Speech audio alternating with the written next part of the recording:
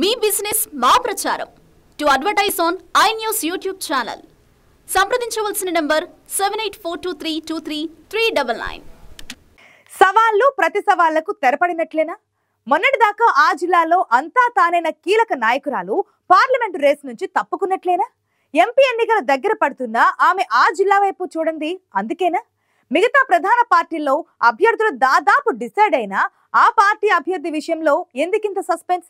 చివరికి తెరపైకి వచ్చేదెవరు?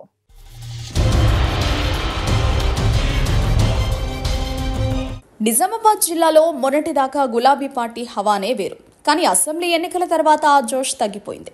ఓవైపు పార్లమెంట్ ఎన్నికలు దగ్గర పడుతున్నా బీఆర్ఎస్ పార్టీ అభ్యర్థి ఎవరన్న దానిపై క్లారిటీ లేదన్న చర్చ జరుగుతోంది. మొదట నిజామాబాద్ జిల్లా బీఆర్ఎస్ రాజకీయాల్లో కీలకంగా వ్యవహరించిన ఎమ్మెల్సీ కవిత నిజామాబాద్ పార్లమెంటు స్థానం నుంచి పోటీ చేస్తారన్న ప్రచారం జరిగింది.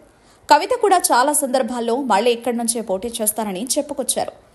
ఎక్కడ పోగొట్టుకున్నానో అక్కడే గెలుస్తానని, ఎంపీ అరవింద్ని వెంటాడి ఓడిస్తానని సవాల్ కూడా విసిరారు.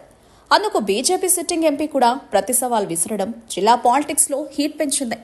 కానీ ప్రస్తుతం కవిత నిజామాబాద్ పార్లమెంటు స్థానం నుంచి బరిలో ఉండరన్న ప్రచారం జరుగుతోంది.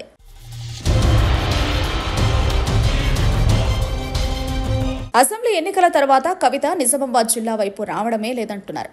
దీంతో ఆమె ఇక్కడి నుంచి పోటీకి సానుకూలంగా ఉన్నారా లేదా అన్న సందేహం గులాబీ క్యాడర్లో ఉంది. తెలంగాణ భవన్లో జరిగిన నిజామాబాద్ జిల్లా పార్లమెంటు స్థాయి సమావేశంలో అసెంబ్లీ ఎన్నికల ఫలితాలపై కవిత రియాక్షన్ అందరినీ ఆశ్చర్యపరిచింది.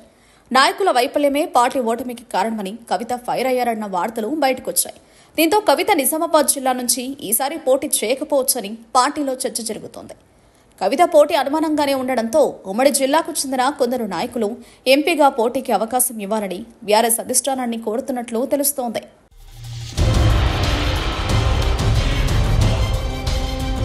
ఎమ్మెల్సీ కవిత నిజామాబాద్ జిల్లా నుంచి కాకుండా మెదక్ పార్లమెంటు సీటు నుంచి పోటీకి దిగబోతున్నారన్న ప్రచారం జరుగుతోంది. అసెంబ్లీ ఎన్నికల తర్వాత నిజామాబాద్ జిల్లాకు దూరంగా ఉంటూ వచ్చారు కవిత.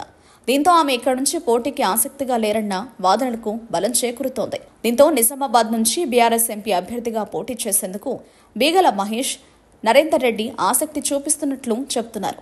మరోవైపు పార్టీ సీనియర్ అయిన మాజీ ఎమ్మెల్యే బాజిరెడ్డి గోవర్ధన్ను పోటీలో నిలపాలన్న ఆలోచనతో అధిష్టానం ఉన్నట్లు సమాచారం.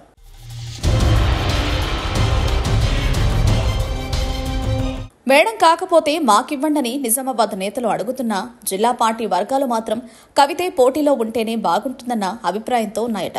కవిత మెదక్ నుంచి పోటీ చేస్తారా లేక నిజామాబాద్ నుంచే బరిలో ఉంటారా అన్న దానిపై పార్టీ వర్గాల్లో ఇంకా క్లారిటీ లేదంటున్నారు. దీంతో నిజామాబాద్ ఎంపీ బరిలో గులాబీ అభ్యర్థి ఎవరన్న దానిపై ఆసక్తి అంతకంతకీ పెరుగుతోంది.